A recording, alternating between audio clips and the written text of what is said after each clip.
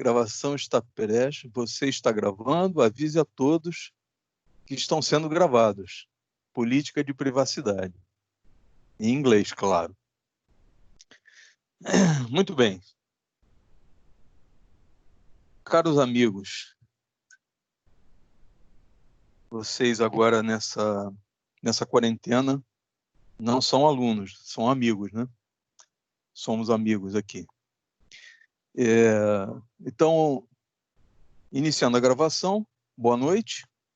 Eu sou Arígio e estamos aqui no 118º dia da quarentena, dia 10 de julho de 2020, 19 horas já foi, ali no relógio são 19h17 já. Então, rapidamente, só para ilustrar, eu vou passar aqui rapidamente umas questões de PLL, coisas simples, objetivas, baseado no que nós vimos na quinta-feira passada.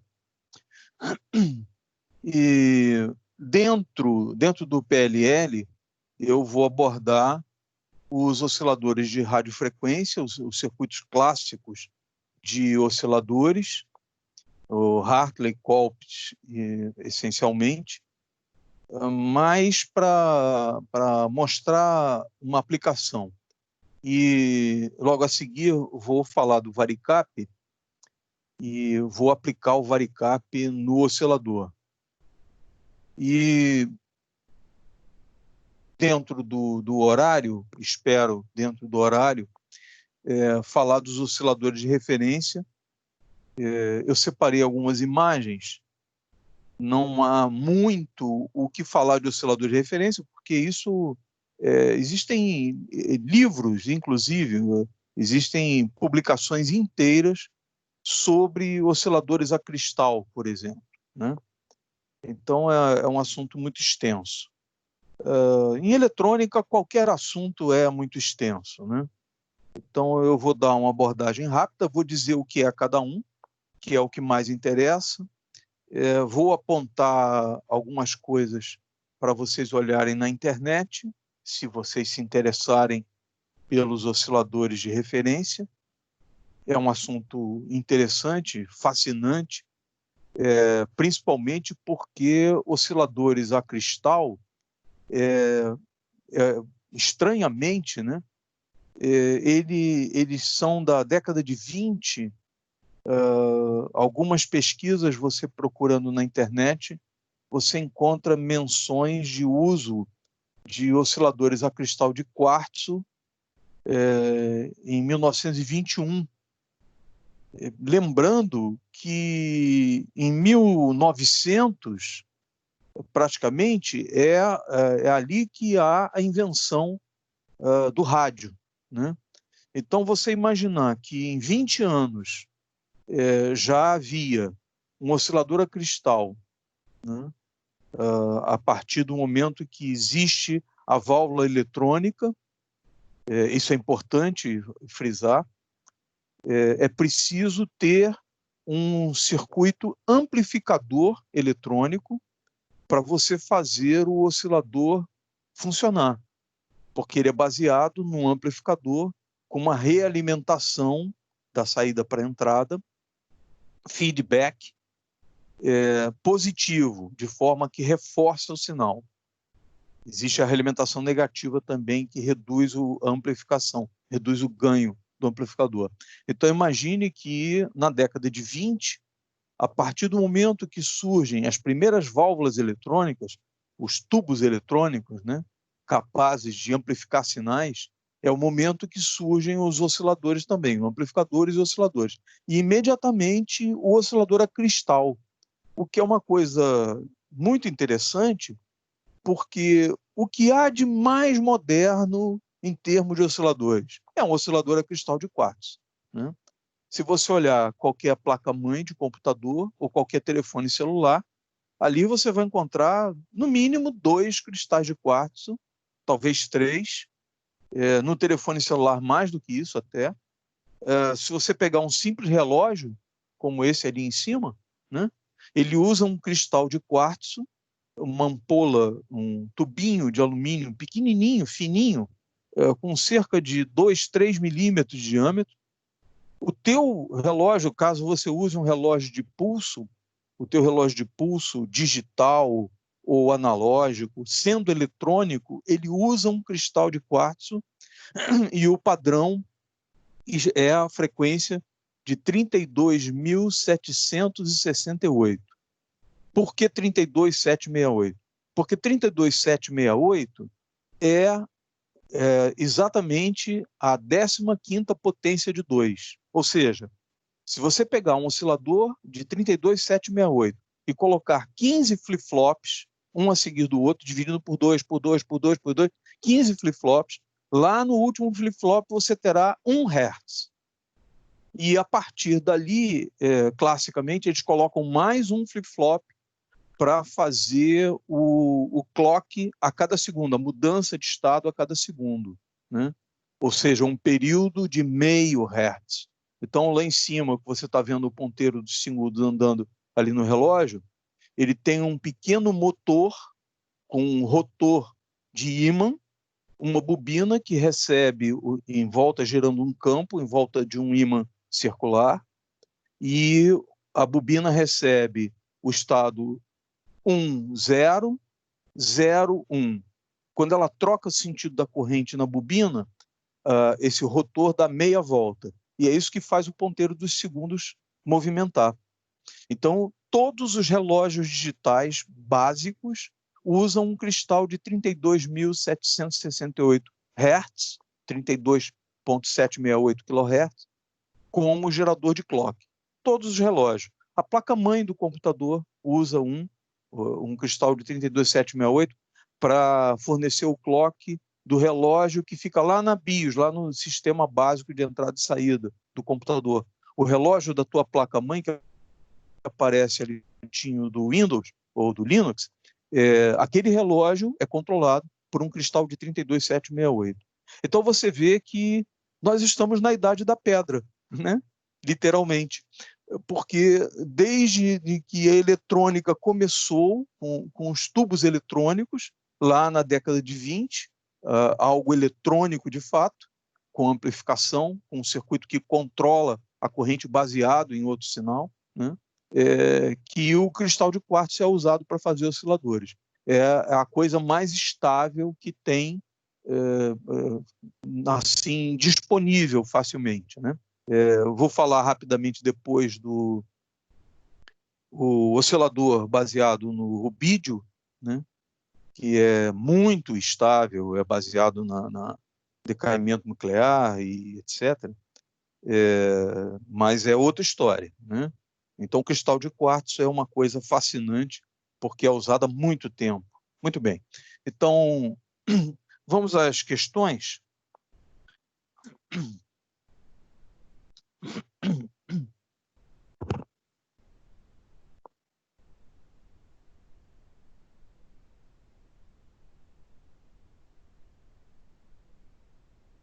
Alguém quer falar alguma coisa antes de eu começar aqui? Algum comentário da aula passada? Alguma coisa que ficou pendente na visão de vocês? Se lembrar em algum momento... Sim. Só uma pergunta, os osciladores controlados por tensão vão ser o Colpitts, né? O Hartley, né? Isso. Ah, tá. Qualquer oscilador de radiofrequência serve para ser usado no VCO de um PLL. Então, eu vou falar dos 3 clássicos, o Hartley, o Colpitts e o Armstrong. Mas eu não vou falar deles dando uma aula de osciladores. Vocês já tiveram algumas aulas de osciladores e seria muito complicado se eu fosse ficar dando aula só de oscilador, porque eu gastaria algumas aulas para a gente abordar por dentro como é que é o oscilador. Não vale a pena, não vale a pena. Se algum dia, dificilmente você vai precisar de uma informação mais consistente sobre osciladores, dificilmente.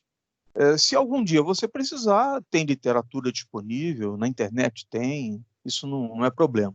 Basta você saber o básico, que é a realimentação de um circuito amplificador, realimentação positiva, e isso provoca uma oscilação, e aí então é colocado um circuito ressonante, LC, indutor e capacitor, para determinar qual é a frequência de oscilação. E o varicap vai entrar alterando a frequência de oscilação. Então, quando a gente aplicar uma tensão no varicap, mudar essa tensão, muda a capacitância e muda a frequência de oscilação. Basicamente é isso que eu vou mostrar, como acontece. E uma forma de circuito clássico, de forma que quando você olhar para um circuito oscilador com um varicap, você vai rapidamente identificar como é que ele é acionado, baseado no que eu vou mostrar, né? Eu não vou mostrar todas as formas, mas eu vou mostrar a forma mais simples e, a partir dela, você identifica outras formas olhando um esquema. Então, vamos lá. Então, as questões do PLL, uma questão básica é a seguinte, eu vou colocar aqui, qual a frequência na saída do PLL?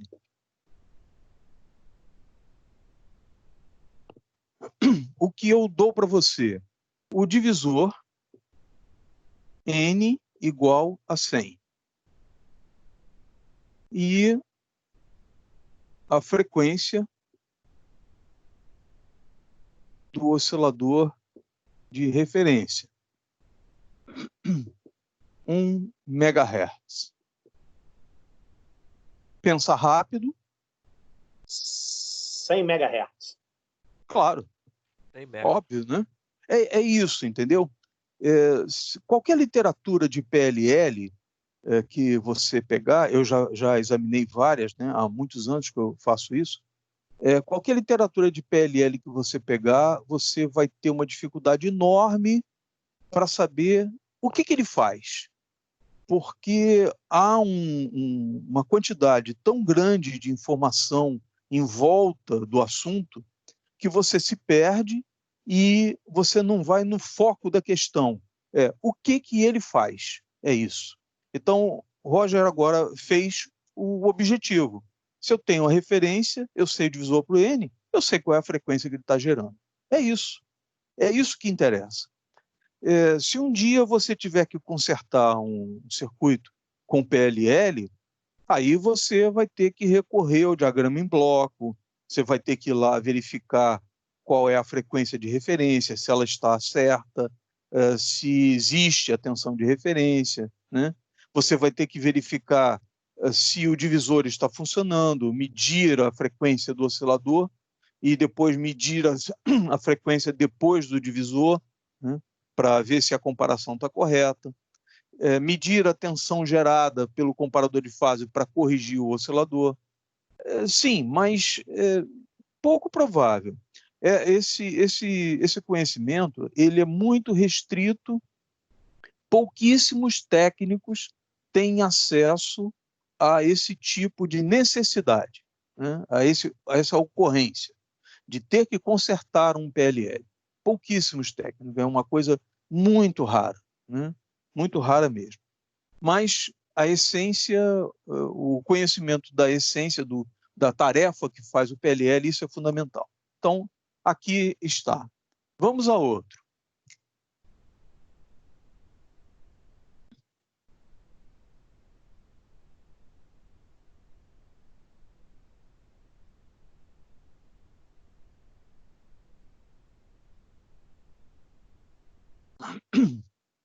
Para gerar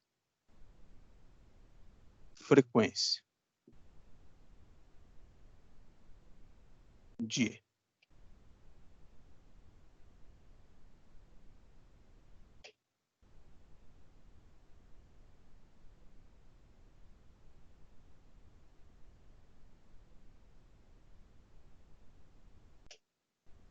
para gerar frequências de 99,9 a 100,1, eu estou sugerindo aqui que os passos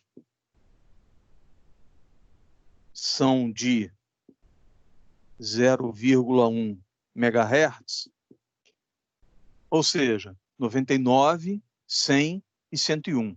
3 frequências, 99,9, 100,0 e 101 MHz. Qual deve ser o valor de N e qual deve ser a frequência de referência? Repara, o divisor é fácil a partir do momento que você sabe qual é a frequência de referência. O problema está que se eu botar 1 MHz, eu não consigo ver fração de megahertz. Então, eu tenho que usar uma referência que consiga comparar com essa parcela daqui, com esse item daqui, décimos de megahertz. Então, a frequência de referência, como a variação em passos de 0,1 MHz, variação em passos 0,1 MHz, significa que a comparação também será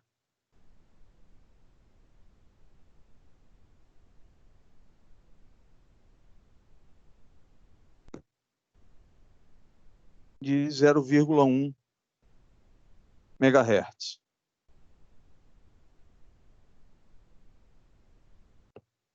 Então, repara, quando ele oscilar lá na saída do VCO em 99,9, quando passar pelo divisor por N, tem que dar uma frequência que eu consiga comparar com o oscilador de referência. Quais são as frequências possíveis aqui com passos de 0,1? 99,9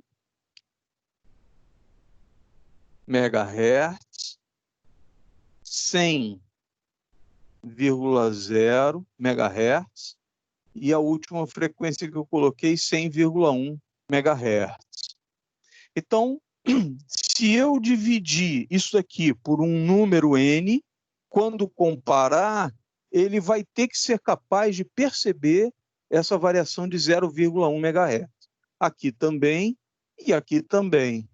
Então, por isso que eu concluí que a frequência de referência é de 100 kHz, 0,1 MHz. E qual seria o número N? Qual seria o divisor N? 99,9. Para chegar a 0,1, tem que dividir por 999. Então, se eu dividir por 999, eu obtenho 0,1 MHz. Para obter 100 MHz, se eu dividir por 1.000, 100 MHz dividido por 1.000 dá 0,1 MHz. Então, a segunda possibilidade é essa. Para a terceira frequência, se eu dividir por 1.001, se eu dividir por 1.001, 100,1 MHz dividido por 1.001 dá 0,1 MHz. Então, com essas três possibilidades aqui, eu confirmo que a frequência de referência é 0,1 MHz e que os divisores seriam 999, 1.000 e 1.001. Então, o divisor com flip-flop seria programado para dividir por 999, depois compara com 0,1 MHz para o detetor de fase, ou se eu trocar para 1.000, automaticamente ele vai corrigir até que chegue a 100 MHz, comparando a fase com 0,1 MHz, ele vai corrigindo até chegar a 100 MHz.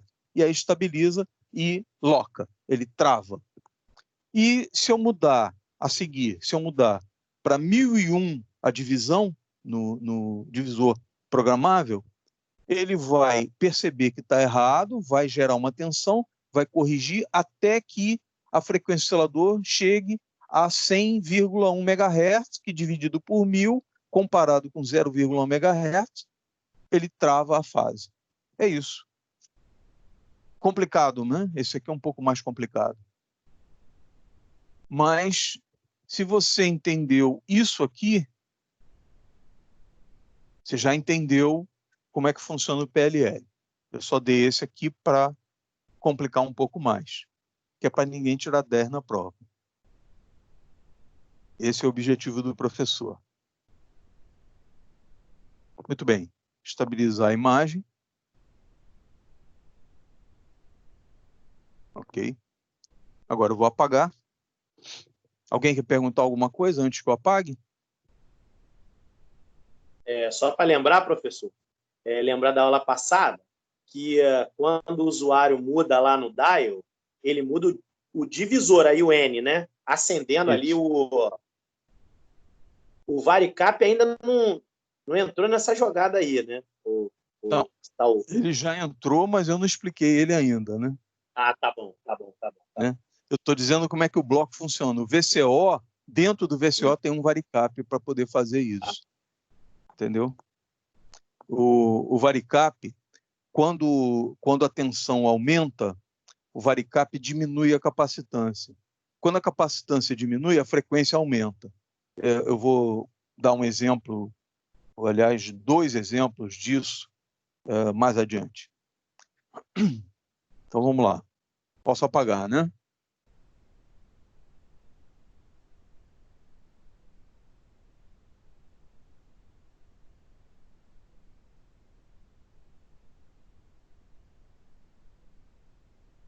É muito bom ninguém precisar copiar, né?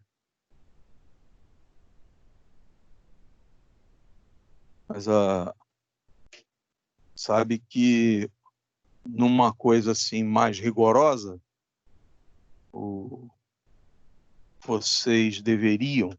vocês não farão isso, por favor. Mas numa situação mais rigorosa, vocês deveriam pegar o caderno e pausar o vídeo, depois que o vídeo estiver pronto, né? Pausar o vídeo e refazer isso por conta de vocês, entendeu? Então, pararia o vídeo e pega o caderno e faz. Eu não sei, eu estou falando isso, estou dizendo que não façam isso, porque eu sei que vocês não têm essa disponibilidade toda, né? Mas caso você tenha e você quiser fazer, se estiver disposto, faça isso. Pega uma folha de papel, pega um caderno, né? Um caderno de tecnologia mesmo. Se não tem um caderno de tecnologia ainda, providencie um. E aí você faz isso que eu falei. Você assiste a explicação que eu dei, pausa o vídeo e faz no caderno, né? Faz o diagrama em bloco, repete o diagrama em bloco, olha a tela do diagrama em bloco, repete, coloca os valores em volta, né? Para fixar. Isso é importante, é importante. Se vocês pudessem fazer ou puderem fazer, façam. Então, agora o nosso próximo passo são os osciladores clássicos.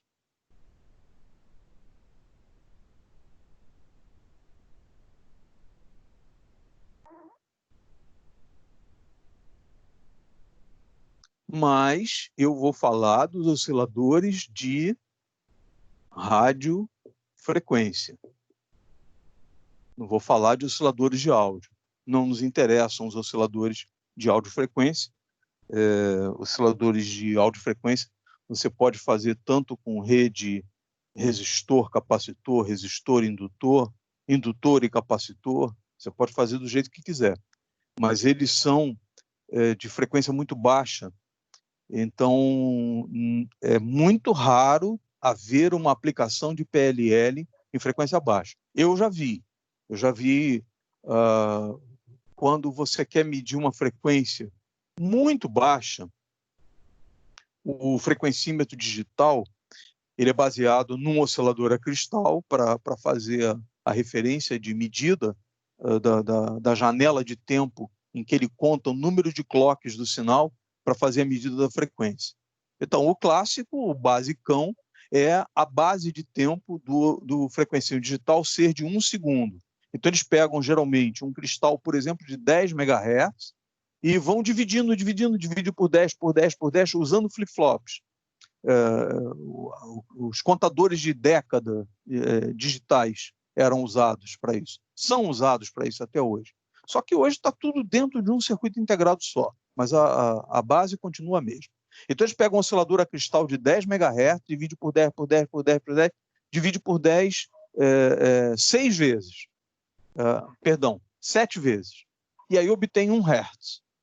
Obtido 1 Hz, novamente eles passam por mais um flip-flop para obter um período de 2 segundos, em que fica 1 segundo em 1, 1 segundo em 0. Eu estou simplificando. Os frequencímetros digitais são um pouquinho mais inteligentes do que isso. A base de tempo deles tem uns macetes na lógica dos flip-flops para simplificar essa história. Mas a ideia principal é o seguinte: ele tem uma janela de tempo de 1 segundo, baseado lá no oscilador de 10 MHz, que ele veio dividindo até obter uma janela que vai para nível lógico 1 durante 1 segundo, com uma exatidão muito grande, baseado na frequência do cristal, estável com a temperatura, estável ao longo dos meses, dos anos, né? É essa a ideia. Ou seja, você mede hoje, daqui a 5 anos você mede e o frequencímetro está certinho. Essa é a intenção. Então, essa janela de 1 segundo deixa os pulsos do sinal irem passando e vão contando. Tem um outro contador que vai contando esses pulsos. Terminada a janela de 1 segundo, o sinal volta para 0 e barra a entrada numa porta end, barra a entrada de clock para esse contador. Barrou a entrada de clock, aquela quantidade de clocks que passou naquele período de 1 segundo é a frequência, porque é um número de ciclos por segundo. E aí basta pegar esse dado e jogar no display e você tem a frequência em Hertz. Agora imagina você medir uma frequência de 0,1 Hz. O que os frequencímetros faziam? Tinha uma base de tempo de 10 segundos. Ora, se a base de tempo de 10 segundos é de 10 segundos, ele vai ficar 10 segundos medindo o sinal, depois de 10 segundos ele transfere para o display. Mas entre aquele tempo que você ligou a garra jacaré, ligou a ponta de prova, e ele estabilizou a medida, para ele pegar uma medida cheia de 10 segundos, estável, com sinal estável na entrada do frequencímetro, isso não é simples. Então, muitas vezes, uma medida de frequência muito baixa, com uma base de tempo de 10 segundos no frequencímetro digital, podia levar 30 segundos, 40 segundos, para você ter uma medida confiável na tela, né? Qualquer mau contato durante a medida na ponta de prova do frequencímetro digital, adeus a medida, vai ter que esperar mais 10 segundos para ele abrir o gate de amostragem durante 10 segundos, contar os clocks, 10 segundos depois ele volta a 0 e aí transfere para o display. Então, é isso. Existia a possibilidade de fazer um PLL baseado no sinal de baixa frequência, multiplicava por 10 para poder usar um frequencímetro convencional, né, com base de tempo de 1 segundo. Isso era um clássico na década de 70, 80, 90.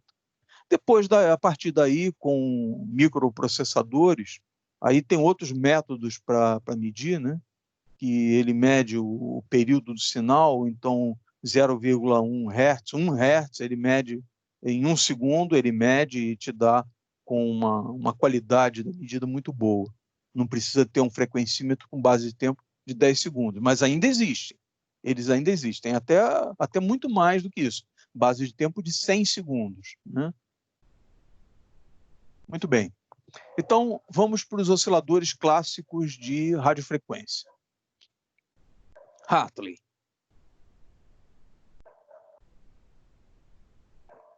No Hartley, você pega um circuito amplificador. O clássico é um transistor NPN, que o emissor vem numa tomada central de uma bobina. Já vou explicar por que é a tomada central. Não precisa ser central, pode ser 1/3, 2/3. bota um capacitor, porque como a bobina é um fio de cobre enrolado e ela está ligada à massa, eu não posso ligar direto na base, porque senão ela drenaria a corrente de base e o transistor não deixaria de receber a polarização de base. E aqui vem o circuito, vou botar um resistor só para representar o circuito de polarização de base. E aqui vai para o mais VCC. Bom, e aqui então é feita a realimentação. Só para ilustrar, como é que funciona isso aqui? O sinal entra na base, não tem gerador não. O sinal que entra na base é o sinal dele mesmo voltando. O sinal entra na base e sai no emissor. Com a mesma fase, mas com amplitude um pouco menor. Amplitude menor, porque quando você entra pela base e sai pelo emissor, o ganho é menor do que 1. Então, tem que usar aqui o princípio do autotransformador, em que o sinal daqui é aplicado nessa parte, o campo magnético gera uma tensão maior, essa tensão maior compensa a perda no ganho de tensão do transistor. E é isso que mantém a oscilação. Ele tem que compensar a redução no ganho. E o ganho tem que compensar a perda na rede de realimentação. Nesse caso aqui, a perda da rede de alimentação é em termos de energia.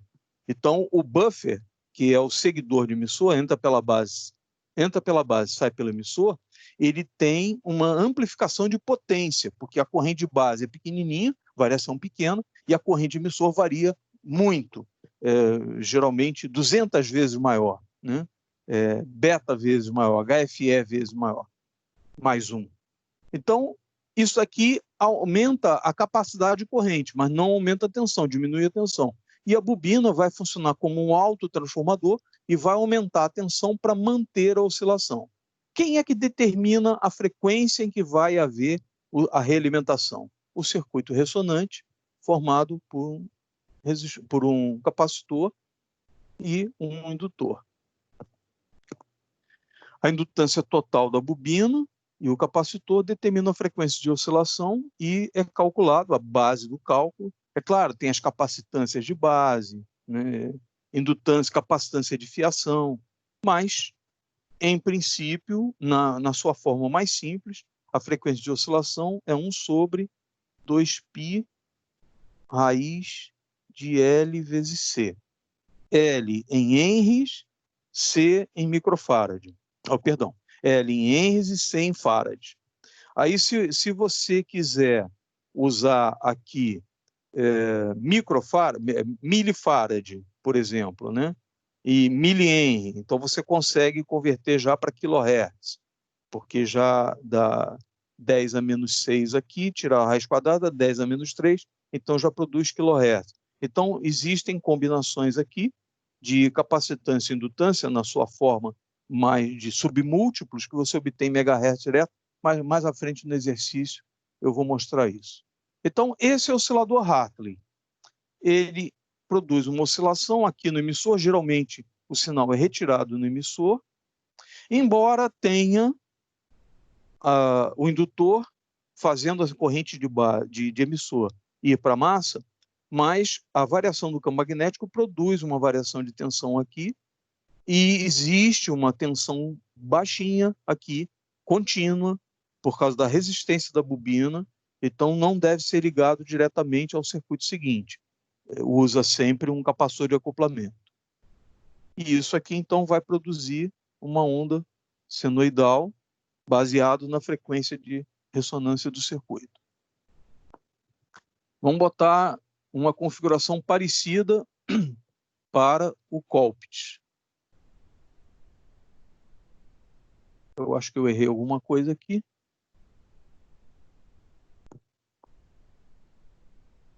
Não lembro se leva 2 T's. Já confiro isso aí. Então vamos ao Colpitts.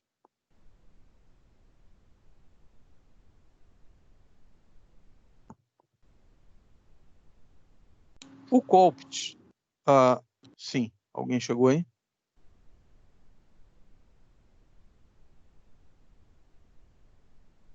Como a realimentação é feita através de capacitores, então não existe um caminho para a corrente de emissor passar. Então, é necessário colocar um resistor aqui ou até mesmo um indutor, que a reatância dele vai servir de impedância aqui para o sinal de radiofrequência desenvolver sobre ele. Normalmente aparece como XRF, é o choque de RF. O choque de RF é uma bobina, é um indutor, que naquela frequência de trabalho ele tem uma reatância alta, então resolveram dar um nome para ele de choque de RF, só porque ele apresenta uma reatância ali para alta impedância para o sinal de RF e baixa impedância para a corrente de emissor, o que permite a passagem da corrente de emissor. Mas funciona também com resistor. Então, se eu botar um resistor aqui, também é possível. Boto um capacitor de acoplamento para barrar a tensão contínua. E como é que funciona? Aqui vem o resistor de polarização de base e aqui alimentação mais VCC. Como é que funciona? O sinal de saída, ele carrega esse capacitor aqui, carrega e descarrega, variando, aumenta e diminui a tensão sobre ele. Só que ele, quando ele aumenta e diminui, ele provoca uma variação de carga no capacitor de cima também. Quando você coloca um indutor ligado aqui no conjunto, essa variação provoca uma variação de corrente no indutor e variação de campo magnético também. E essa variação de campo magnético ajuda a colocar cargas elétricas no capacitor de cima, aqui no capacitor C1 e o capacitor C2. Então, repara, uma variação de tensão aqui provoca uma variação de tensão aqui, cargas elétricas aqui. Essas cargas elétricas circulando para carregar o capacitor passam pelo indutor e carregam o capacitor. Só que, por causa do efeito da lei de Lenz, por causa do efeito da corrente variando no indutor, produzindo uma tensão, esse indutor carrega o capacitor de cima também. A variação de corrente provoca essa variação de carga. Então, os dois capacitores estão em série e agem como se fosse um capacitor em paralelo com o indutor. O resultado é que a reatância desse capacitor e a reatância desse outro capacitor formam um divisor de tensão para a tensão total aqui do indutor. Essa tensão aqui é de saída. Essa tensão total produzida pelo indutor é a tensão de entrada do oscilador. O oscilador não tem tensão de entrada, você não aplica sinal na entrada do oscilador. Ele mesmo, qualquer variação de ruído dele, a variação de ligar, o ato de ligar a alimentação, ruído gerado pelo transistor, indução eletromagnética, qualquer coisa, ruído térmico, a variação de temperatura, o ruído térmico gerado pela temperatura no cristal de silício, todos esses ruídos servem de sinal para dar partida no funcionamento do oscilador.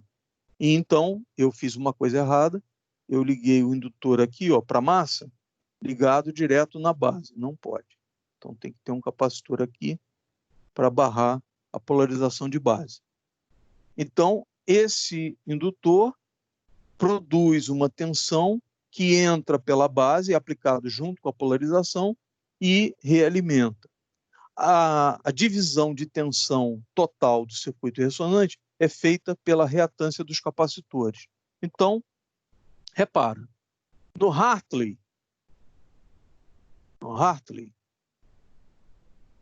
é um indutor que divide a tensão. Ele tem uma tomada. No Colpitts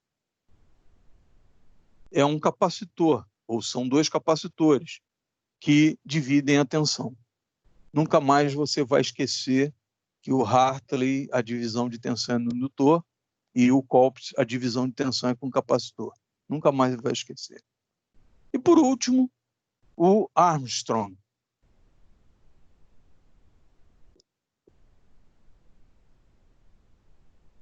Armstrong significa braço forte, né? O Armstrong era um sujeito muito inteligente, poucas referências, mas muito inteligente. Ele bolou vários circuitos. Se eu não me engano, ele é um dos idealizadores do circuito do super heteródino, quer dizer, o rádio que funciona através do batimento do oscilador local com o sinal da emissora para produzir uma faixa de frequência intermediária para ser amplificada depois. Nós vamos estudar isso mais adiante lá no laboratório de TEL, né? Quer dizer, eu não sei se esse ano a gente vai, né?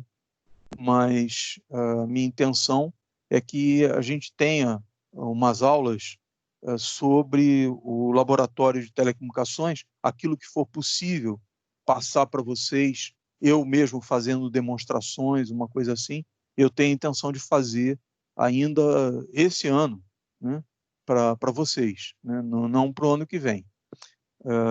Muito bem. Então, o Armstrong, ele idealizou o circuito oscilador baseado nisso aqui. Na linha de alimentação do transistor, a polarização que vai para o coletor passa no primário de um transformador. Como é que eu sei que é o primário? Eu sei que é o primário porque na base não sai sinal. Você nunca verá um circuito em que o sinal é retirado na base do transistor. A base recebe sempre o sinal que vai controlar a corrente de coletor e emissor. Então, só tem duas possibilidades de você retirar sinal. Ou é na variação da corrente de coletor ou variação da corrente de emissor. A variação da corrente de base ela serve para controlar. Então, a base é sempre entrada. O emissor pode até ser entrada, o coletor saída, né? E o emissor saída também. Então, vamos lá. Vamos botar a polarização e vou colocar o secundário aqui, só para ficar mais bem desenhado. Vou colocar o resistor depois. Esse resistor aqui serve para, na minha idealização aqui, ele serve para controlar a corrente de base. O campo magnético gerado pelo enrolamento da bobina do transformador que passa a corrente de coletor, ele induz no secundário, desenhei errado, ele induz no secundário uma tensão. Essa tensão induzida no secundário, ela está em série com a polarização. Então, ela soma ou subtrai dependendo da variação do campo magnético. Se a variação do campo magnético é no sentido de reduzir a corrente, ela produz uma polaridade, se é no sentido de aumentar a corrente, ela inverte a polaridade. E isso é feito de propósito, você verá coisas assim no transformador. Vou desenhar aqui porque um dia você pode encontrar esse tipo de desenho. No primário, você verá um ponto aqui. E no secundário, você verá um ponto aqui, por exemplo. Sabe o que significa isso? O ponto marca o início do enrolamento. Essa marca do início do enrolamento é para identificar que o sinal será invertido, justamente porque da base para o coletor tem uma inversão de fase. Então, para fazer uma realimentação positiva, você tem que, na realimentação, inverter, porque o transistor inverte. Se a realimentação inverte também, a realimentação passa a ser positiva. E o circuito oscila. Esse é o princípio. A partir daqui, eu pego aqui no coletor, coloco um capacitor para barrar a polarização, e aqui eu tenho o sinal de oscilação. Pronto. Eu fiz um resumo dos 3 osciladores clássicos. Existem outras variações. Por exemplo, no Colpitts, existe uma variação que coloca um capacitor em série com o indutor aqui, um capacitor variável, de forma que quando você varia o valor do capacitor, você muda a frequência de oscilação. E isso foi considerado bastante inteligente porque dava uma estabilidade na variação de frequência sem mexer na realimentação principal. Foi muito interessante. Foi uma ideia interessante porque não alterava a reatância da realimentação, né? E altera a combinação LC por aqui. Isso é um recurso usado, inclusive, em osciladores a cristal. Muito bem. Agora vamos para o varicap. Alguém quer perguntar alguma coisa até aqui? Professor Arídio, Sim. esses osciladores, eles funcionam em gigahertz ou só vai até megahertz? Funcionam até gigahertz. É possível fazer um oscilador desse assim na frequência de 1 kHz. E você botar um fone ou um alto-falante aqui e ouvir o apito gerado pela senoide. 1 kHz, é possível. Sabe o que vai acontecer? Esse indutor vai ter um valor alto, por exemplo, 1 Henry, 10 Henry, né? E os capacitores serão alguns microfarads de valor, para que quando você faça o cálculo da frequência de oscilação, produza aqui, por exemplo, 1 kHz, de forma que você possa ouvir quando ligar um alto-falante ali, né? E se você botar indutor e capacitor da ordem de milihenry e capacitores da ordem de nanofarad, quando jogar no cálculo aqui, você vai ter frequências da ordem de megahertz. 1 megahertz, 2, 3 megahertz. Se você baixar mais o valor do capacitor ou baixar mais o valor do indutor, vai para microhenry e desce para picofarad, você sobe para 10, 20, 50 megahertz. É claro que se você botar um alto-falante ali, você já não vai ouvir mais, né?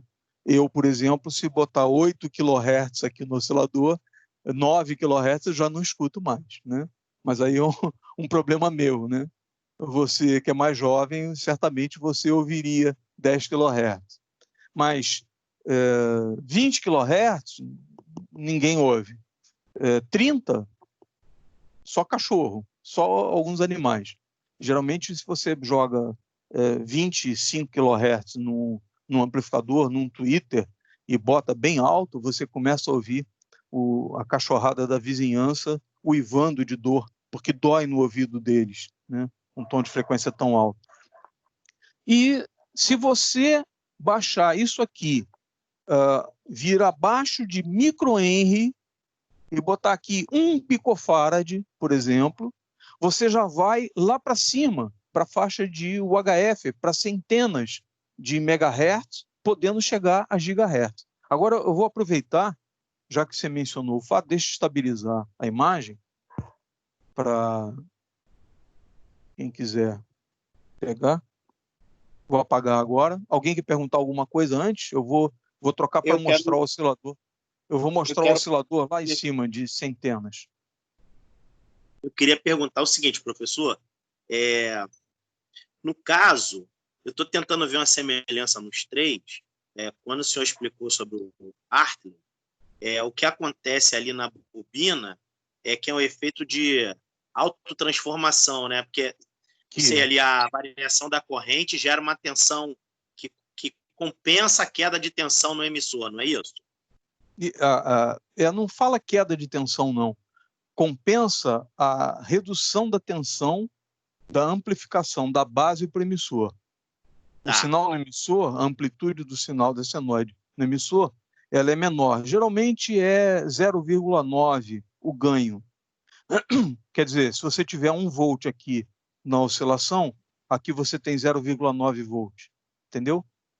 Entendi. Então, o primário da bobina gera um campo magnético que induz nesse secundário, eu estou analisando como autotransformador, e aí a tensão total é mais alta do que a que foi aplicada. Importante, a quantidade de energia, não. A quantidade de energia, não. Mas o valor da tensão é mais alto e aí compensa a queda provocada pelo ganho. Posso seguir? Tá. Professor, No... ainda nesse circuito Hartley, o autotransformador pode ser 2 indutores iguais ou tem que ser especificamente um autotransformador que esteja no... Não, pode ser feito com 2 indutores, porque ocorre um efeito interessante. Se os indutores não tiverem ação do campo magnético de um no outro, acontece mais ou menos como aqui.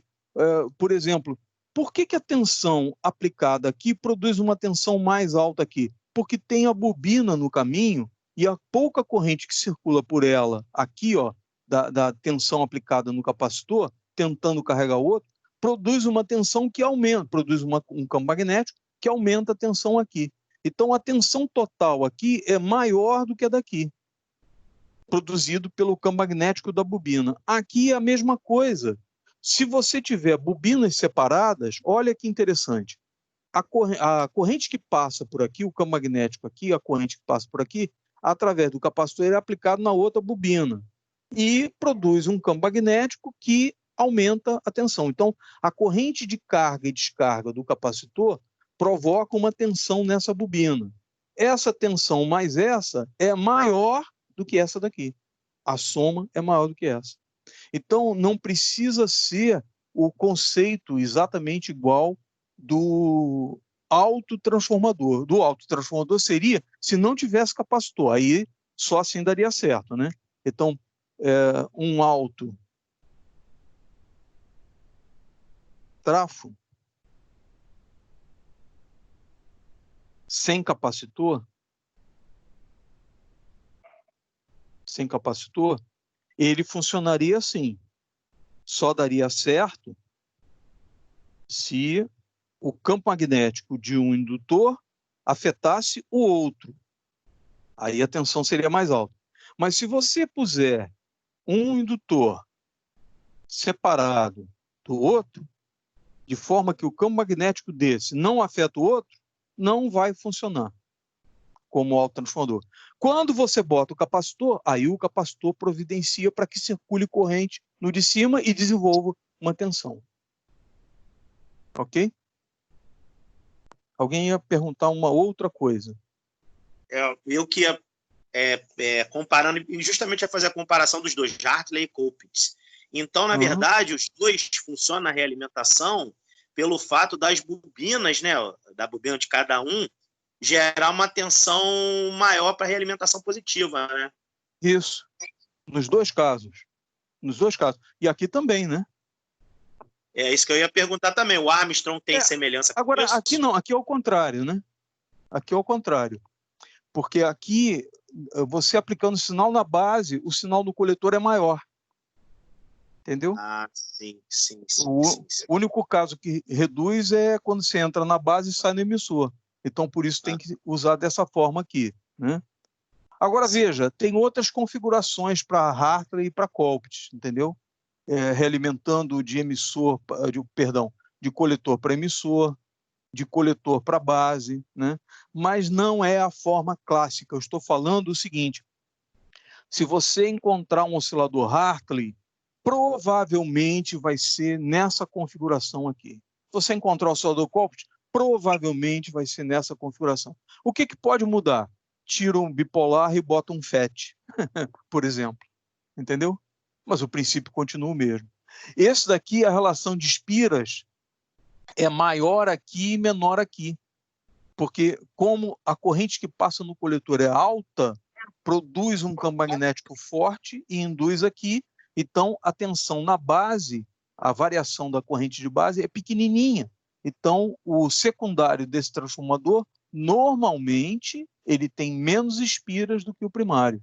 O primário é esse que passa a corrente do coletor. Ok? Para não saturar, talvez. Para não? Saturar. Não, aí é uma outra história, né? Aí é o tratado de osciladores, né?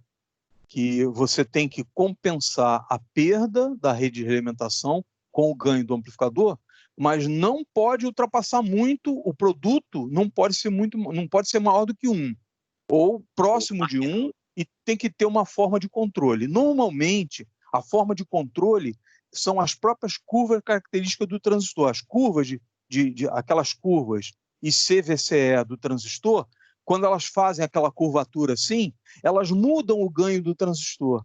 E esse efeito é usado para limitar. A senoide vem subindo, subindo, quando chega ali, ela perde energia, porque o ganho diminui, e aí ela volta e vai quase a zero, e volta, vai, volta, vai, volta. E é isso que faz com que ela produza uma onda senoidal, porque senão seria quadrada. Ela realimentaria, saturava o transistor, depois cortava o transistor, sairia uma onda quadrada. Ou seja, eu acho que chegaram a ver lá no laboratório alguma coisa assim, oscilador, distorcendo, cortando em cima, cortando embaixo a senoide. Isso é provocado pelo excesso de realimentação positiva, entendeu? Existem formas de controlar isso, né, durante o projeto, né? Eu vi que o professor Milton está na sala. Ilustre professor. Estou tentando aprender, Aires. Estou tomando uma surra aqui. Vai te catar. Peraí, fica quieto aí. Fica quieto aí que eu vou fazer uma... Ah, não, pera. Peraí que eu tô bobeando, peraí. Boa noite, pessoal. Estou aqui, sim. Lembrando os critérios aí de Barkhouse aí para esses meninos. Já estudaram isso tudo aí? Isso. Exatamente, já estudaram contigo, né? Não foi tão boa a aula quanto período. A sua, mas estudaram. Não, mas eles já ouviram falar dos critérios para oscilar. Na verdade... a fase e a amplitude. Na verdade, deixando de brincadeira, a pergunta foi Roger que perguntou? Acho que foi, Roger, né? Agora. Foi Roger. Tem a ver com isso, né? Tem a ver com isso. Isso, exatamente. Uhum. Eu lembrava do critério do Barkhouse, por isso que eu perguntei. Isso. Meu áudio tá bom? Tá bom. Tá bom, sim. Bom, ok. Então, agora, eu vou passar para o varicap para mostrar como é que o varicap altera, como é que ele funciona e como é que ele altera a frequência do oscilador, que é para a gente terminar o VCO. Eu creio que eu não vou abordar hoje os osciladores de referência, porque eu prefiro dar hoje ainda exercício de como o varicap controla, não só mostrar.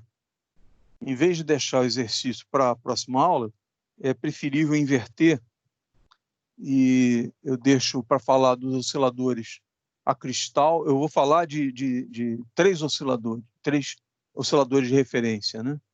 Deixa eu apagar isso aqui.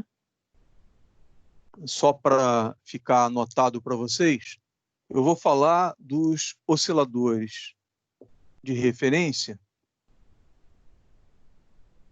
Dizer que é oscilador de referência é só uma classificação. É igual você ficar dizendo, existem reino mineral, vegetal e animal, vertebrado e invertebrado. Não serve para nada, né? Mas só para você saber, o que é oscilador de referência? São os osciladores que são usados para fazer a comparação de fase no PLL, por exemplo. Quem é o oscilador de referência naquele relógio ali em cima? É o cristal de 32.768, 32.768 Hz, é a referência para fazer o ponteiro ficar andando ali, né? Então, o que é oscilador de referência? Qualquer oscilador que você use para tomar como base para comparar com alguma outra coisa. Então, é só um nome bonito, né? Então, os osciladores de referência que nós vamos ver é o oscilador a cristal, X-tal. Acostumem-se com as abreviaturas. Isso daqui é igual em inglês, quando eles usam Christmas, né? Eles botam Xmas, né? No lugar do som do CHR, né? IS. Né? Então, é a mesma coisa. Cristal, então eles usam o X no lugar. Cristal, osciladores a cristal. Existem o TCXO, que é um oscilador a cristal controlado pela temperatura, compensado pela temperatura, para dar estabilidade térmica. Existe o OCXO, que é um oscilador a cristal controlado por um forno, oven, né? Que é o aquecimento do cristal. E tem o rubídio. E tem o césio. Né? Rubídio e césio. Rubídio, césio, esquece. Mas rubídio tem por aí osciladores de rubídio. Né? Acabou que eu não ia falar de oscilador de referência, já estou falando. Mas depois eu vou mostrar umas fotos, fica para a aula que vem. O rubídio você pode comprar. Sabe qual é a diferença? É que é uma caixa desse tamanho assim, entendeu? Porque tem um monte de coisa, tem a blindagem ali para o átomo, para os átomos, né? De rubídio, que é bem mais complicado. O cristal é pequenininho, o TCXO é miudinho, uma coisinha miudinha assim. O OCXO ele é um pouco maior porque ele tem uma resistência para aquecer o cristal, por exemplo, a 65 graus. Eu vi um fabricado aí com 85 graus, mas o clássico é 65 graus. Então ele bota o cristal na temperatura mais alta que o ambiente, porque quando a temperatura do ambiente variar, não vai afetar o funcionamento do cristal, né? A variação térmica do cristal vai ser pequena. Bom, então eu vou passar para o varicap para a gente ir para a reta final de hoje. Então vamos ao varicap. Varicap tinha um nome a uma certa época, década de 70, só o Edgar é que vai lembrar disso, que era Varactor.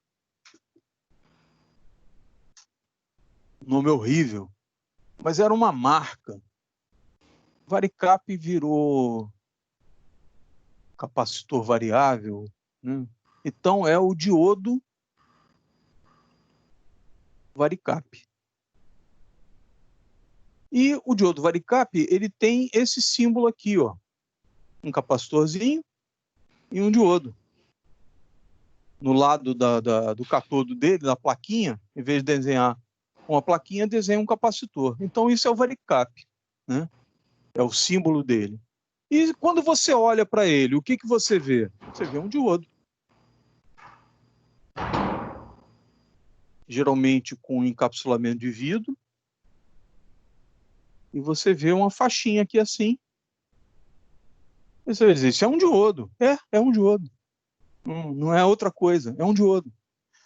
O curioso é que se você pegar um N4007, todo mundo sabe o que é um N4007, né? O diodo retificador, aquele que usa na fonte, que vocês montam lá, no caso de vocês, segundo período, né? Um N4007, um monte de... Eu usei BY127,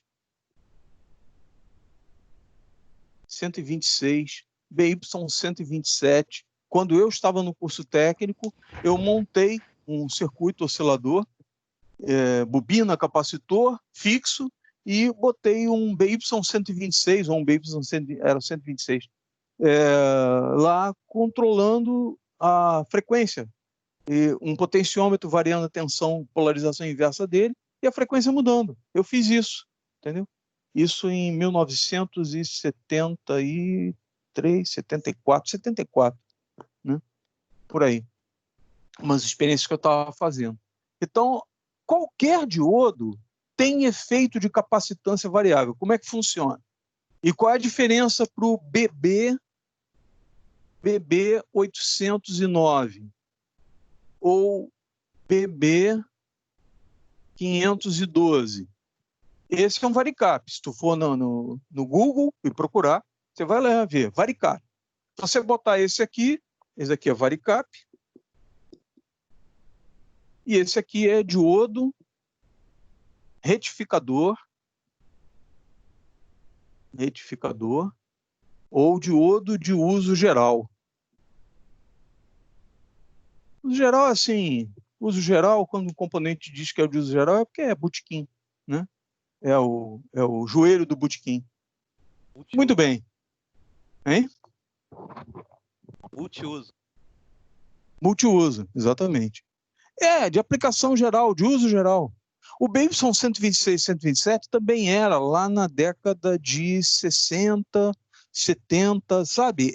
Isso aqui era o que havia de mais moderno em termos de retificação, porque antes dele, ou concomitante a ele, eram válvulas retificadoras, era um caos, era um caos.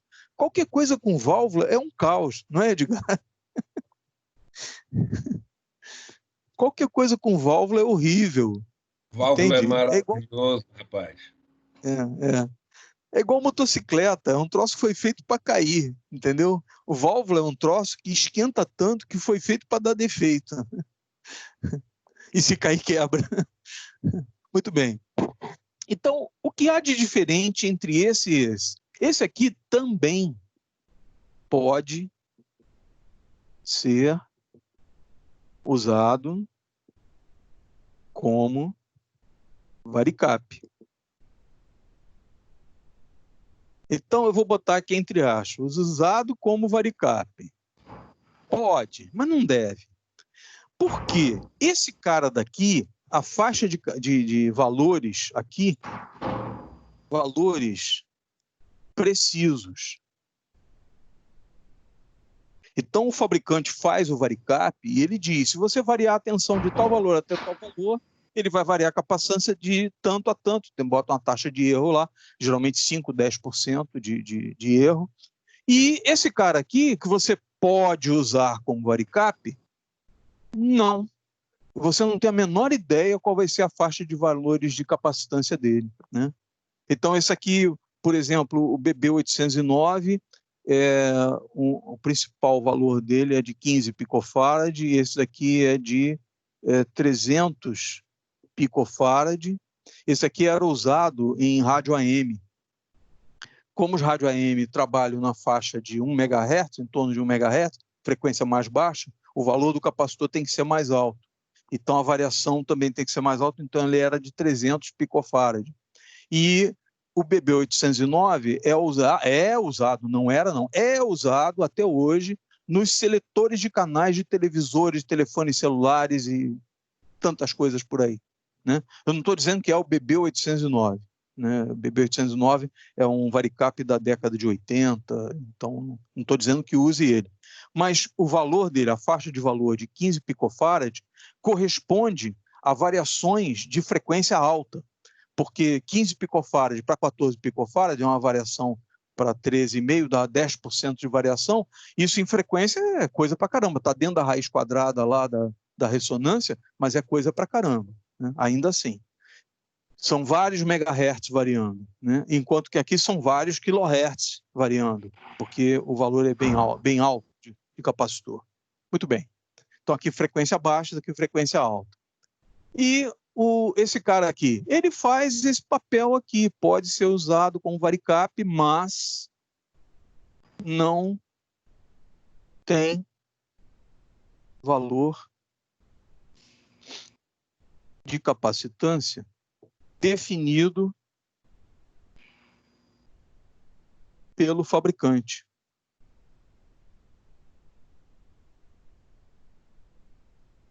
Então, a gente pode usar de brincadeira, tem uns radioamadores que usam até LED como varicape. E funciona bem pra caramba, melhor do que o N4007. Eu já testei algumas coisas para ver se funcionava como varicape, alguns diodos. Sabe o que eu descobri? Os diodos rápidos não servem. E depois que eu vi isso, eu percebi, claro, porque se o diodo é capaz de trabalhar em centenas de megahertz, quando eu botar a polarização nele e botar o sinal de centenas de megahertz, ele vai acompanhar o sinal de centenas de megahertz. Não pode, compreende? Ele não pode mudar as características dele com o sinal de radiofrequência. Ele tem que ficar como se fosse um capacitor estável, não depender do sinal de RF, depender só da polarização que bota nele. E aí eu descobri que diodos especiais de alta velocidade, como é o nome daquele? Um N4148, um N914, um N4148, um 914. Esses diodos são capazes de retificar 100, 200 MHz. Então, eles não servem como varicap. Não servem. Quando você bota no oscilador, ele pega e deixa conduzir o semiciclo por ele. E aí, meio que mata o sinal. Aqueles ali não, eles não respondem à frequência alta, então eles funcionam com varicap bem. Curioso, né? Muito bem. Alguém quer perguntar alguma coisa? Eu vou passar para adiante. E já falei, deixar o exercício logo a seguir. Vou apagar, hein?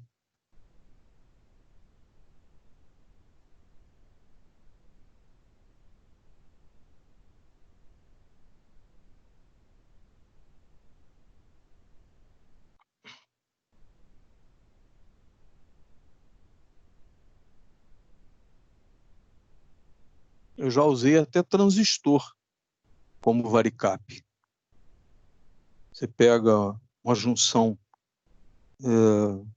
coletor base, por exemplo, você pega um BC 548, 549, 547, 548, 549, ele aceita, se eu não me engano, 40, 45 volts de polarização inversa entre coletor e base.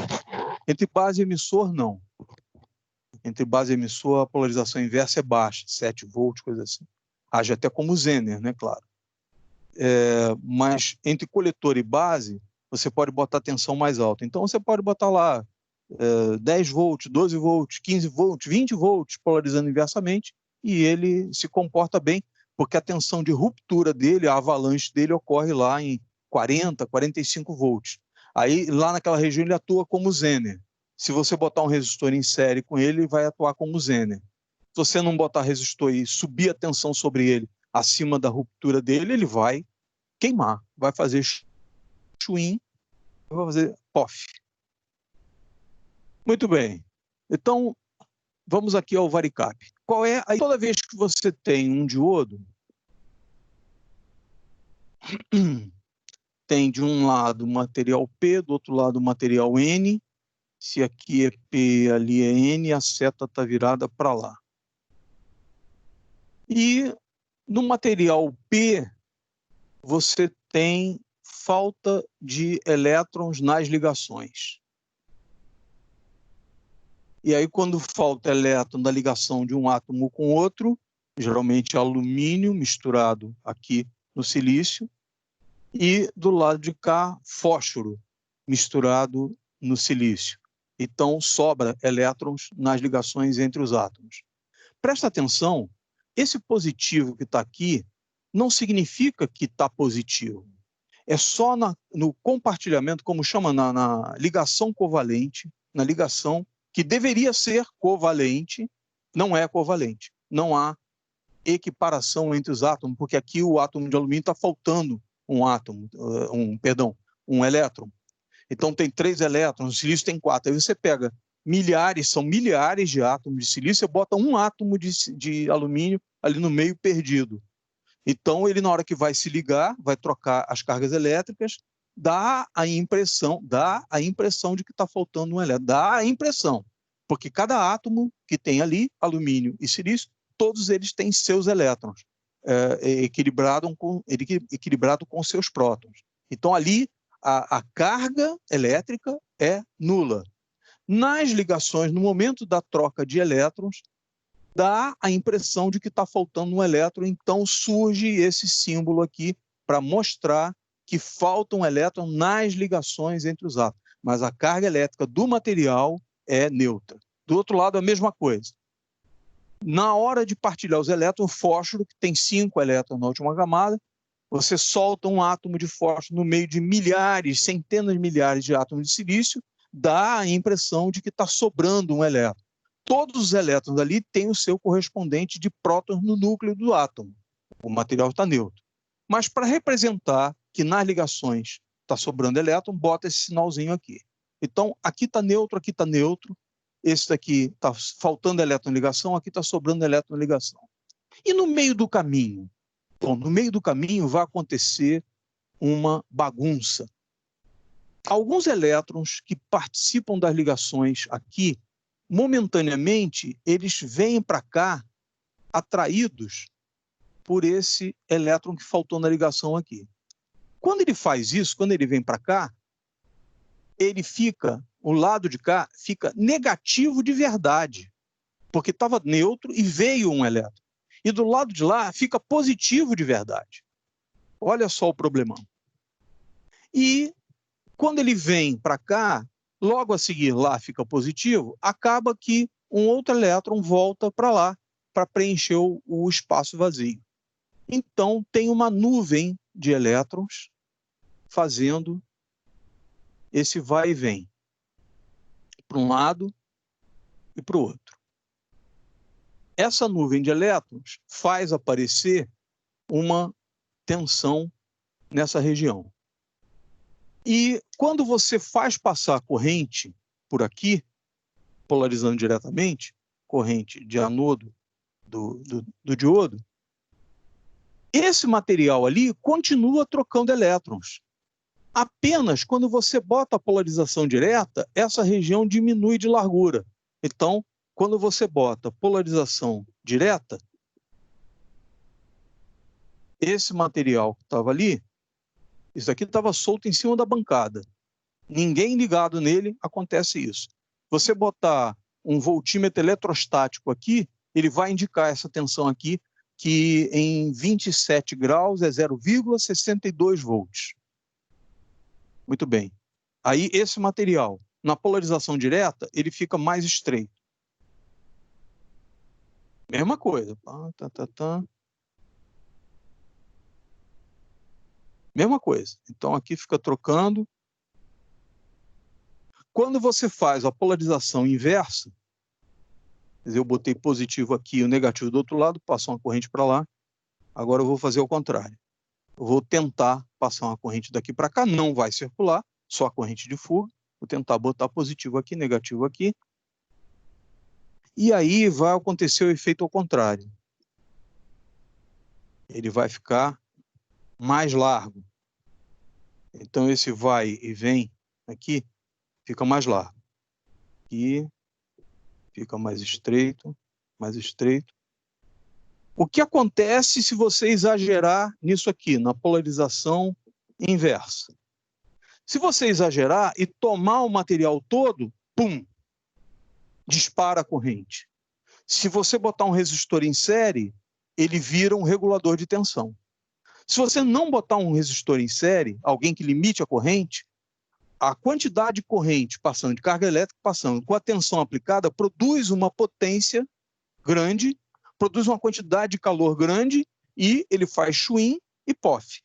Dependendo do que você aplicar para ele, não dá tempo nem de fazer chuim. Ele faz pof direto e racha no meio e separa os dois terminais assim. Você olha na placa e está lá os dois terminais vazios, não tem nada em volta, vai achar caquinhos dele em volta da placa. Muito bem. Reparou? Tem uma largura, quando você polariza direto ela diminui, mas repara que a variação não pode ser grande, né? Já existe uma região de barreira aqui, quando você polariza diretamente diminui, mas não tem muito para onde ir. Aqui não, ela pode ir até quase tomar o material todo. Então, você, num varicap, você pode botar, por exemplo, 30 volts, o que é um problema, né? Se você pode botar, por exemplo, de menos 2 volts, tensão entre anodo e catodo, de menos 2 volts a menos 30 volts, como é que você vai fazer isso se o teu VCC, por exemplo, for igual a 12 volts? Como é que você vai fazer? Como é que os fabricantes fazem? Eles fazem uma fonte chaveada, pega 12 volts e aumenta essa tensão para 30, 40 volts para poder alimentar o varicap. Olha que luxo, né? Fazer um gerador de tensão mais alta só para alimentar o varicap. Olha que luxo. É a necessidade, né? Muito bem. Então aqui ele faz uma fonte chaveada.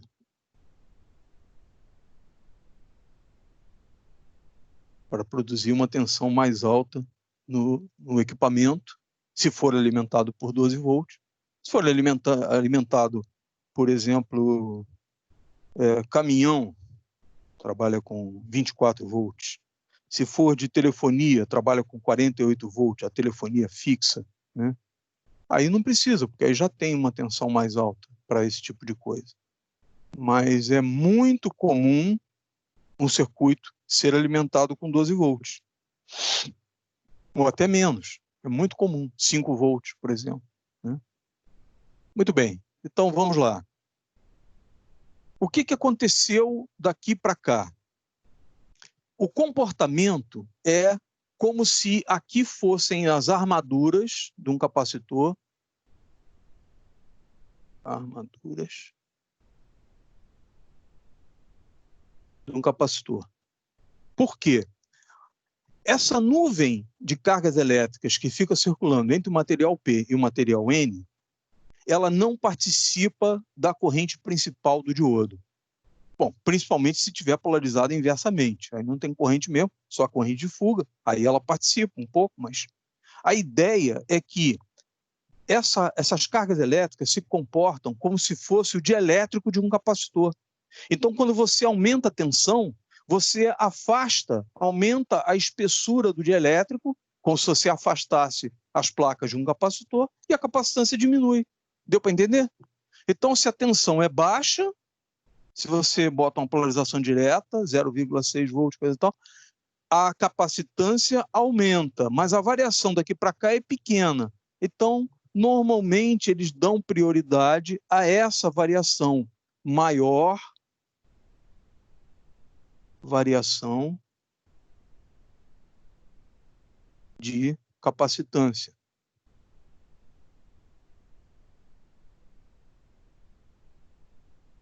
Maior variação de capacitância. Então, por isso que todo varicap trabalha polarizado inversamente. E você não vai ver ele entrando na região de polarização direta, depois para ir para polarização inversa. Não vai ver. Todas as aplicações trabalham com ele polarizado inversamente. Compreenderam? Alguém quer perguntar alguma coisa? Eu vou aplicar agora.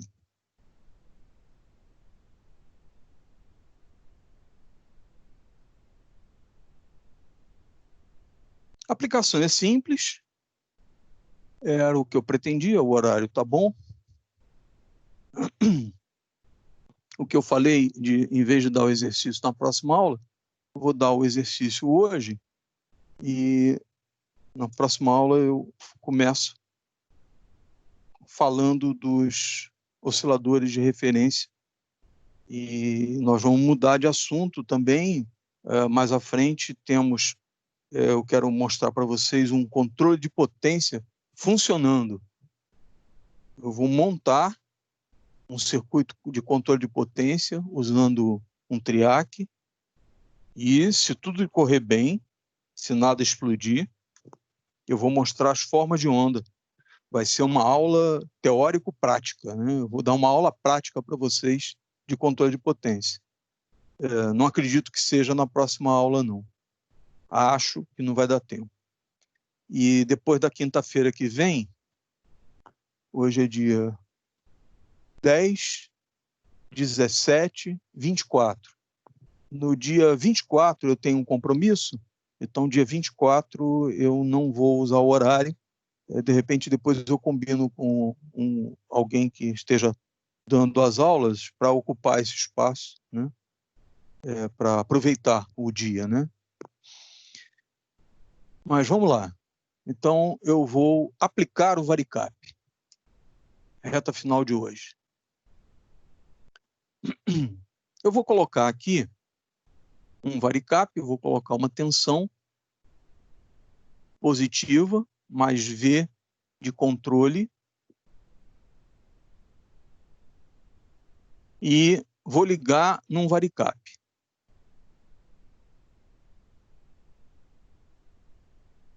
Bom, quando eu ajustar essa tensão aqui, o valor da capacitância varia. Aí eu pego isso aqui e ligo num circuito ressonante. Eu estou fazendo errado de propósito, para mostrar a necessidade das coisas. Então, eu tenho aqui um circuito ressonante e eu quero alterar a frequência do circuito ressonante, acrescentando um capacitor em paralelo aqui e variando o valor dele. Compreende? Então, a capacitância desse vai se somar com a desse, né? Vou até inverter aqui, vou botar um do lado do outro, para isso ficar mais nítido.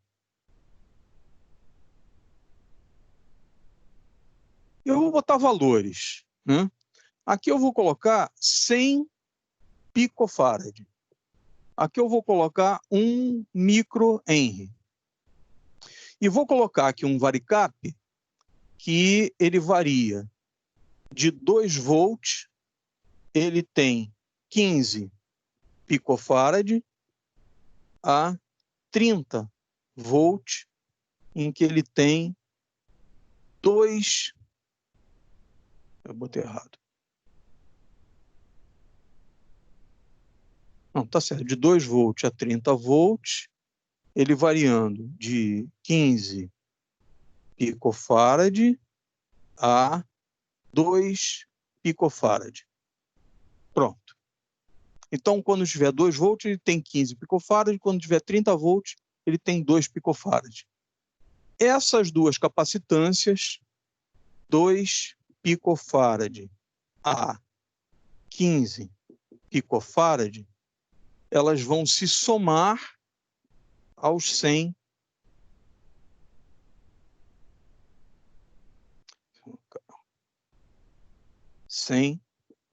picofarad. Quando chegar a 15, vão somar aos 100 picofarad. Então, Travou seu vídeo.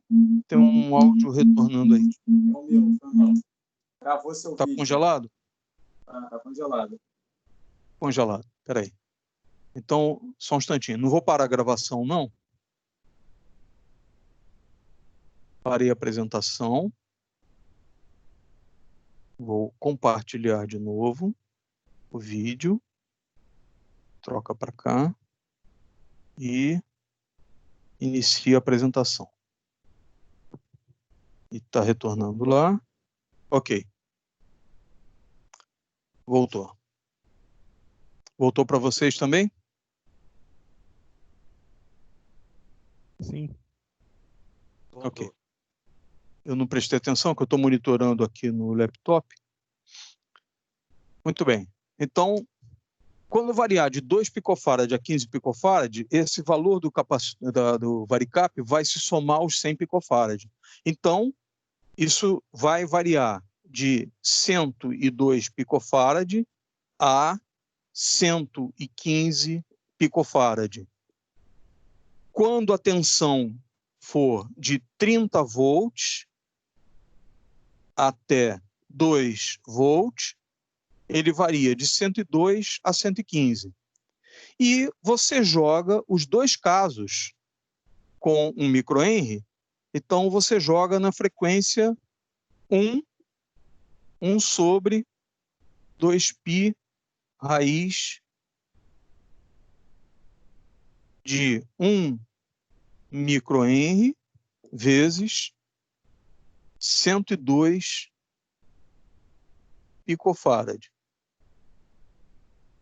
E a outra frequência, que vai ser mais baixa, porque aumentou o capacitor, então vai diminuir a frequência. 1 sobre 2π raiz de 1 microhenry vezes 115 picofarad. Bom, isso vai ficar para vocês calcularem. Mas eu hoje vou terminar mostrando o seguinte.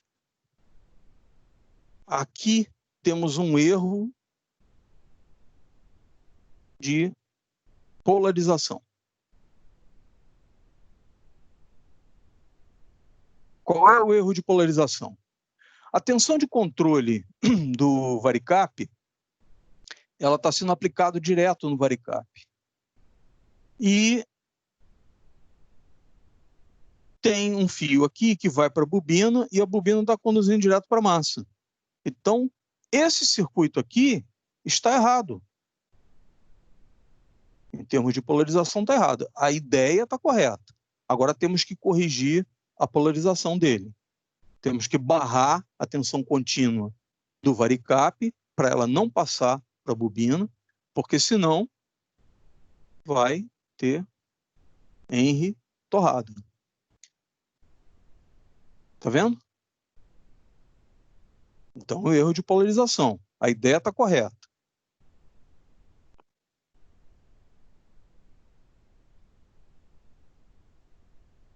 A ideia está correta. Então, o que a gente faz? Dá a volta aqui.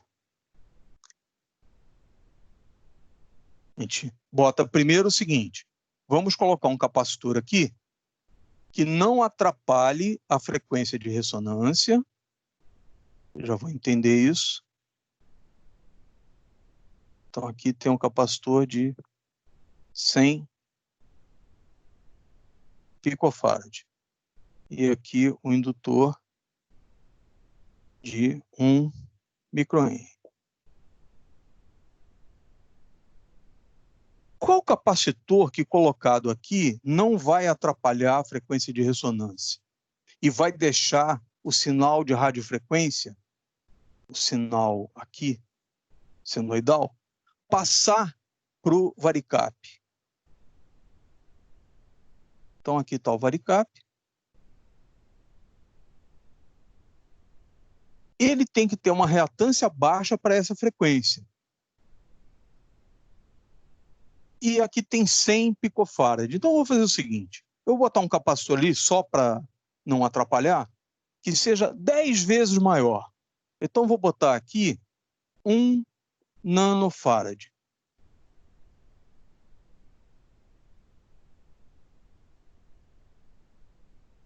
Dez vezes maior.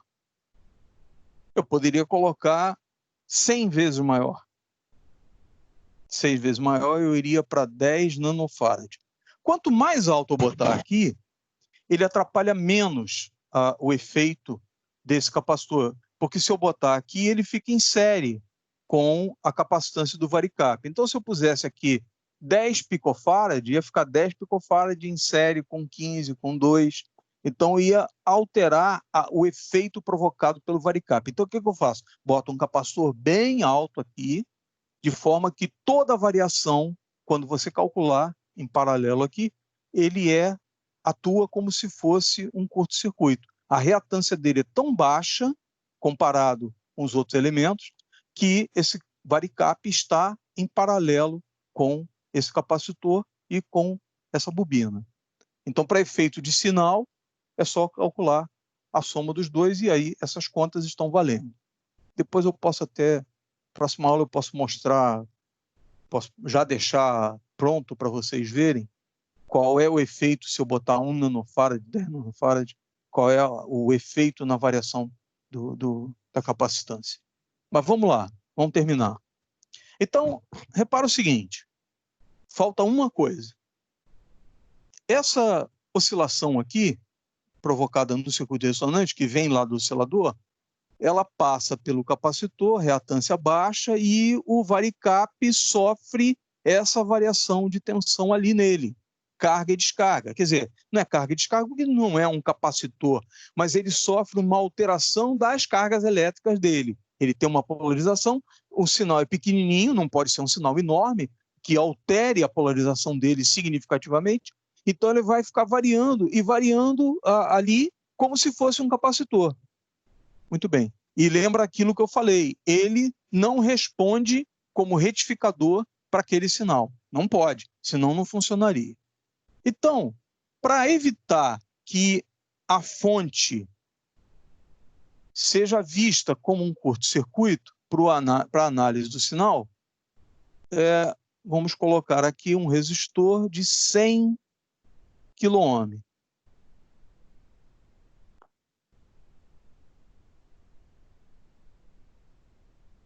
E aqui entra a tensão de controle.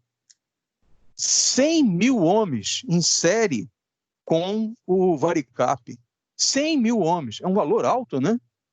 Só que você tem que lembrar que ele está polarizado inversamente. A corrente ali é de nanoampere, a corrente de fuga. Então, quanto mais alto esse resistor aqui, menor o efeito da fonte sobre o sinal, mas a polarização dele passa para cá para o varicap. Agora, nos circuitos mais bem elaborados, em vez de colocar um resistor, usa-se um choque de RF, XRF, com uma reatância bem alta. Para essa reatância alta. Então, em vez de botar um resistor, eles botam um indutorzinho lá de 1 milihenry. Olha só, em 1 milihenry comparado com 1 microhenry, né? 1000 vezes maior. Então, a reatância dele é 1000 vezes maior também. E ele isola o sinal de radiofrequência, é isolado da tensão de controle. A tensão de controle passa pela bobina ou pelo resistor, polariza o varicap. Quando eu variar a tensão aqui de mais 2 volts a mais 30 volts, o varicap muda o valor da capacitância dele, a frequência de ressonância muda e a frequência do oscilador muda. E aí fica para vocês calcularem isso aqui. Na próxima aula eu mostro o efeito disso ali, desse capacitor de acoplamento aqui. Então esse aqui é um capacitor de acoplamento. Capacitor de acoplamento para acoplar o sinal de radiofrequência ao varicap e não provocar efeito nem na polarização do varicap pelo indutor, matando a polarização do varicap, e também não ir no sinal de radiofrequência para a tensão de alimentação, de controle. Você tem que lembrar que toda tensão constante, para efeito de sinal, o comportamento dela é zero. Então, quando o sinal tenta provocar variação nela, ela não aceita a variação, porque ela está estável ali, fixa ali. Então, é como se ela estivesse encarando um circuito para massa, né? E é por isso que na análise de sinais, a tensão de alimentação do circuito é considerada como potencial de massa, né, para sinais, para efeito de sinal. Aí o pessoal diz, é um curto-circuito para massa, né? Muito bem. Era isso que eu tinha para hoje. Passou um pouco da hora ali. Alguém quer perguntar alguma coisa? Mesmo que a gente não veja hoje, pelo adiantado da hora, mas se já deixar uma pergunta, uma dúvida, eu já anoto aqui e na próxima aula a gente já começa da dúvida. Alguém quer perguntar alguma coisa? Não? Silêncio. Cri, cri, cri, cri. Professor, se na próxima aula só puder dar um reforço só nesse finalzinho, no acoplamento, esse resistor, só isso. Acoplamento. Tá. Repetir, rever acoplamento.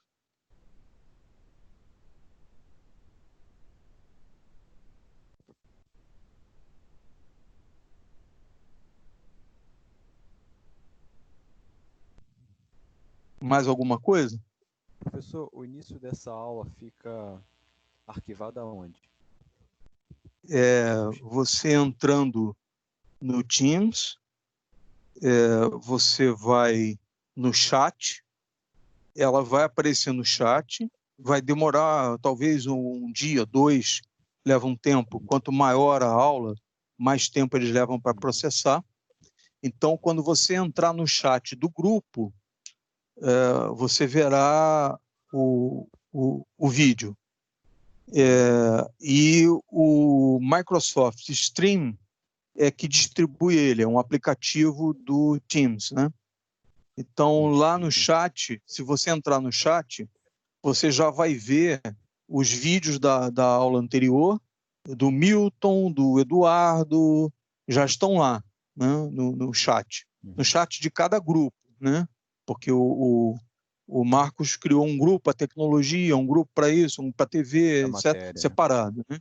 Então você entra no grupo, vai no chat do grupo e ali você vai encontrar no meio, nas datas, você vai ver o vídeo, vai ver uma miniaturazinha da imagem do vídeo, você vai clicar nela e ele vai levar você para o Microsoft Stream e lá você vai ter acesso ao vídeo.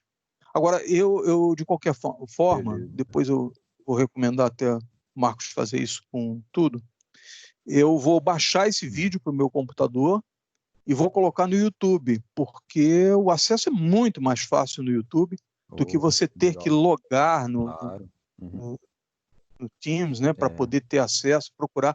É escondido lá dentro, é chato de procurar. Então eu vou colocar no meu canal no YouTube. Passo a passo. Né? Vou colocar no meu canal do YouTube, colocar no canal da Eletrônica também no YouTube. A Eletrônica já tem um canal, né? Sim. Mais alguém quer perguntar alguma coisa?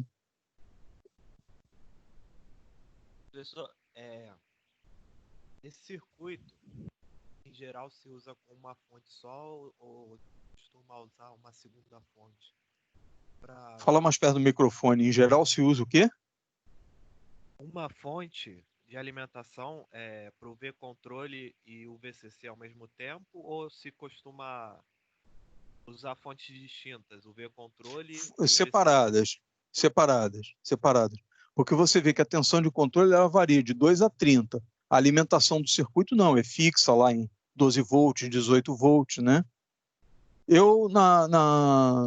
Quando eu mostrar isso aqui na próxima aula, o acoplamento, eu tinha intenção de voltar no assunto, já começar a aula mostrando isso aqui, mostrando a solução do problema, e aí eu vou botar um potenciômetro para mostrar a variação de sintonia, a variação de frequência usando um potenciômetro. Entendeu? Ok. Aí eu comento como é que é feito no televisor, né? O Milton já deu muita aula disso, né? Como é que o varicap do seletor de canais do televisor funciona. Os televisores que têm os canais já pré-programados, eles têm uma memória com a tensão já memorizado, o valor da tensão é convertido de um conversor digital para analógico e controla o varicap para botar no canal. É um dos esquemas de sintonia de televisores. Mais alguém? Vamos encerrar? Ok, então. Pessoal, muito obrigado. Tivemos audiência boa hoje, né? Então, muito obrigado. Na quinta-feira que vem eu estou de volta e, se tudo correr bem, já na quinta-feira eu inicio o controle de potência. Provavelmente eu vou tentar, inclusive, inverter. Em vez de dar a teoria do controle de potência, eu vou pegar um dimmer, aquele dimmer de controle de velocidade de ventilador, e, se tudo correr bem, eu vou botar um osciloscópio aqui, mostrando as formas de onda, como é que ele funciona. E depois eu vou dar a teoria de funcionamento dele. Primeiro eu vou mostrar como ele funciona. Muito bem. Obrigado pela atenção. Eu vou parar a apresentação e parar a gravação, de forma que, se alguém quiser comentar alguma coisa depois da gravação, quiser falar mal do coordenador, é a hora.